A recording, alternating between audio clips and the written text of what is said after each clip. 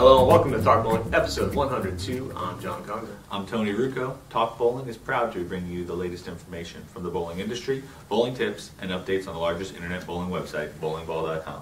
Well, that sucks since this is take two. I don't have that banter that I had with the hand clapping and the 102 versus 100. Your hands still hurt. True, they did.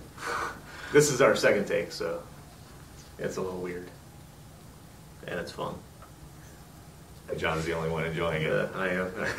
Getting a good chuckle. I guess so. I want to thank everyone for participating in our last little contest we had for a $25 gift certificate. And yes. The winner was? And the winner was Rhonda Perigo. We'd like to congratulate you. I believe we've contacted you through Facebook. Right. So hopefully we hear from you soon and we'll get that code over to you. Exactly. And if you're seeing this before you got that message, just contact us and we'll make sure you get it. Yes. Are you ready to get into questions? Yeah, we have two for you this week. That's right. All right. All right, I'm going to bust out the first one for you. Okay, go for it. Question from Anonymous. It's a funny name. It is. I bowl with an ebonite Cyclone, but I'm looking for a bowling ball with more hook on the back end. What ball will be good? My average is a 150. I bowl on medium oiled lanes and my speed is medium. I also bowl with a Brunswick Slingshot. All right. I'm assuming you read the question because I wrote the answer. Yes. All right. And you guys said, I'm sorry, I couldn't give you credit. Your email address was see no evil something, but there was no name for me to put in our show notes, so you don't get credit. Sorry, that's the way it is. All right, as for your question, I want to refer you to our perfect scale on bowlingballcom. This is a feature that we've put in place to let you compare balls from different manufacturers. Correct, because everyone has a different hook scale. Right, some are 0 to 10, some are 0 to 100. Right. Use ours, it allows you to compare the different ones. For example, the Cyclone is listed on our site as a 167.2, so you're going to want something a little higher if you're looking for a little more hook. The Slingshot is also a great bowling ball for certain conditions, and that's rated at a 157.6. Right. If you're looking at our performance scale also, those are both what we consider entry performance balls. Mm-hmm. So the good news is you're at that entry performance with both of those products. So anything you go above that, you should see more ball reaction. Exactly. And you can use our website to sort the bowling ball section by perfect scale. Right. So that should help you, start to narrow in on what you're looking for. As far as recommendations for bowling balls, you kind of fit into my category of medium speed, medium revs. Right? Yeah, That's kind of where I'm at. I would think your suggestions are pretty good here, yeah. So I'd go with a Rotogrip Critical Theory, the Brunswick Nexus, which is a new ball that they brought out. I would prefer the Pearl version just because I prefer more pearlized bowling balls. And the DV8 Hellraiser Revenge, if you want something that boogies, as you put it. That's how I put it, that's right. You'd probably end up polishing that ball up. But the good thing is, coming from where you are now with the products you have, anything, as long as you get into higher performance categories or higher hook rating scale, perfect scale, you're going to see more ball reaction. So you're in a good spot. You just need to pick a ball that you're comfortable with, one that you like. If your pro shop has some try it before you buy it balls, go in and see if you can demo those and get a chance to throw some balls before you buy. Speaking of that Hellraiser Revenge, the video is up for that. Holy cow. Yeah, that's a serious business ball right there. Right. And that is releasing on January 23rd, so that will be out next week. Yep. Along with the Misfit Green-White. I'll throw that in there. Sounds good. All right. Hope that answers your question. I saw some people answered you on Talk Bowling in the comment section, which was great. But we just wanted to throw that in the episode as well. That's right, Anonymous. All right, the second question is from James Swanson. How do I adjust to longer and shorter oil patterns? I know the difference between them, but I would like your thoughts on how to adjust. I read that because you wrote the answer. See, that's how we do it. I like the two-question format. James, thank you for your question and your support. We really appreciate it. James has tried very hard to get this question through to us. So I figured, we talked yesterday and we figured we'd get him in on the show. Copy and paste is a great thing, isn't it? That's right. So outside of the obvious answer of making sure that the ball you're throwing matches up to the condition you're bowling on, which is a big key. And you don't want to be throwing a slingshot or a cyclone on a really heavy or long oil pattern. Right. But here are some of the tips that I put down, and again, these are just suggestions from me. These aren't written in stone. So you can adjust where you're looking on the lane.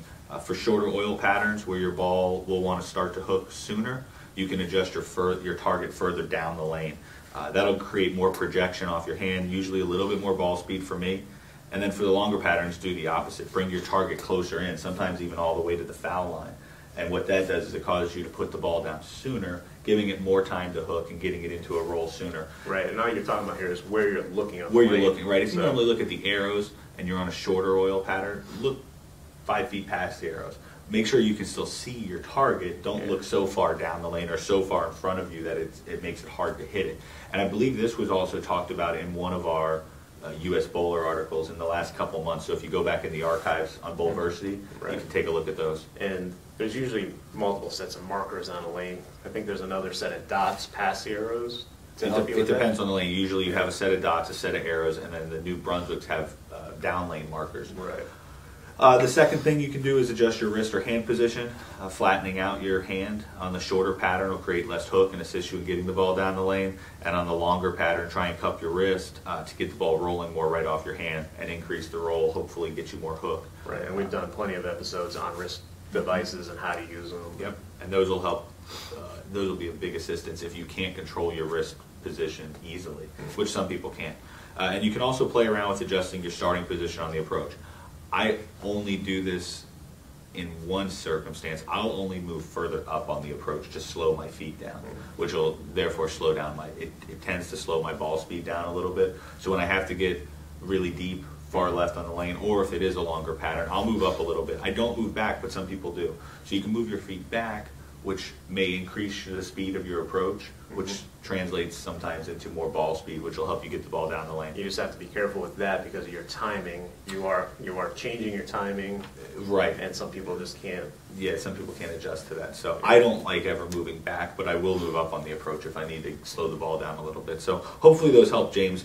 You asked a couple other questions in there about different balls that you were using, but there was so much to get into. I thought I would address just the question of the long oil, short oil pattern. So hopefully that helps. Perfect. If you would like to ask a question of us and have it answered on the show, you can contact us 3 ways. Emails, questions at Talk Bowling. You can leave a comment on any episode of TalkBowling.com. This is episode 102. And we're also on Twitter at Talk Bowling. That's right. Okay, last week's question of the week. How many 300 games have been bowled on TV, and when was the last one? That should have been pretty simple if you watched the PBA at all. I would have gotten this wrong. You would have, because you don't watch the PBA. You don't. The answer is 21. The most recent was a week or so ago on January 8th. Jason Belmonte shot one on television in the second game. Awesome. Which leads us into our question of the week this week, and we're going to do it a little differently this week.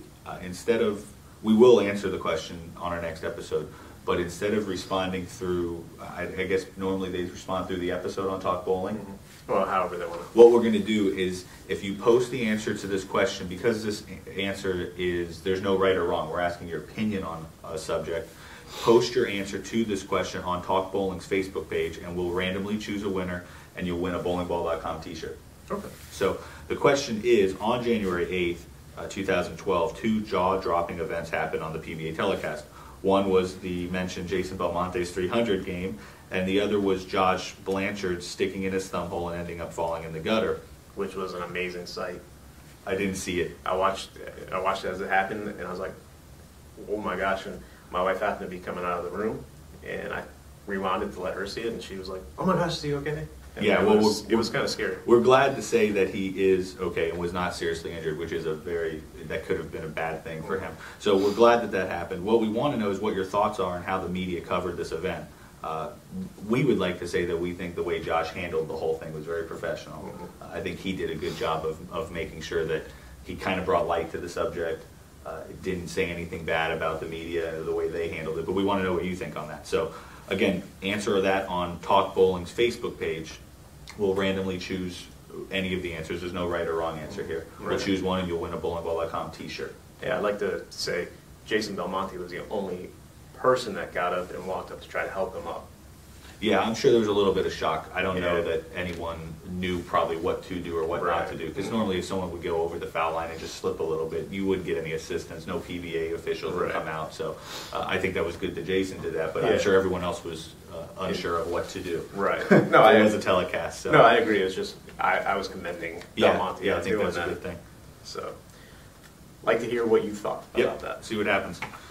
All right. You want to talk about our Facebook contest?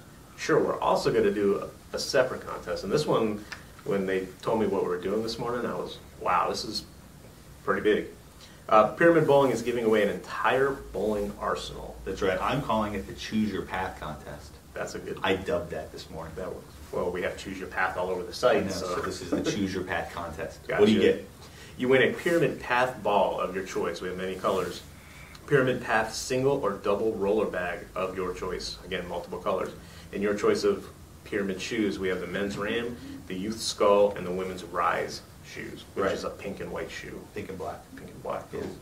So we're giving away a whole arsenal. So you can mix it up. You can give the ball to your kid, the shoes to your wife, the bag for you, whatever you want to do. It's your choice. Yep. What do they have to do to win it? All you have to do is help get the Pyramid Facebook page to 1,000 likes. Correct. Pyramid Bowling on Facebook. So we're going to put a link to this in the show notes. It'll also be on bowlingball.com. And it'll be on probably all the Facebook pages, bowlingball.com, Talk Bowling, and Pyramid. You'll be able to find the Pyramid Facebook page. Go there, like it. Once we get to 1,000 likes, we'll randomly choose somebody in there to receive this package. Correct. And again, I was shocked. We're giving away a whole arsenal. That's right. And in the middle of that whole contest, if you like Talk Bowling or bowlingball.com's Facebook page, we will give you an additional entry into the Choose Your Path contest. Right. So if you've entered our other contests, you are kind of in there, but we'd like you to. Right.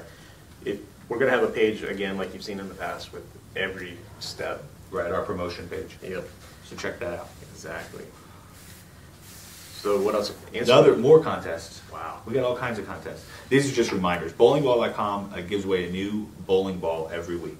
So we do one ball a week for the entire year. We've got some of the best brands on board this year. So check that out. You do have to sign up for the contest each and every week.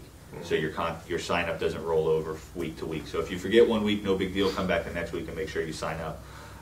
In addition to that, Bowling Boards contest this year is giving away one product a week as well. I'm saying product because it may not be a ball every week. We have a couple of brands who want to get some of their bag lines out there. So it will be a bowling product, a bowling ball or bag at this time every subject week. To change. Correct. Every week. And on Bowling Boards, you get an entry for every post you make. Just participating in the conversation. Right. Come join, talk about bowling, talk about, answer people's questions, ask questions, just participate. So the more you talk and the more you post, the more entries you get there. Yep. And that's automatic. And that community is growing. Lots of fun stuff going on there. Correct. All right. I think that's all. Any new ball releases? Just the ones we talked about. The Hellraiser Revenge and the Misfit Green White release on Tuesday the 23rd. Which this episode should be out before then. Correct. Better be out before then. Yes. All right. In closing, please remember bowlingball.com is free shipping on every item every day. No handling fees, no packaging fees, no added insurance fees. The price you see on the website is the price you pay at checkout. No surprises. That's right. Thank you for watching. Thanks.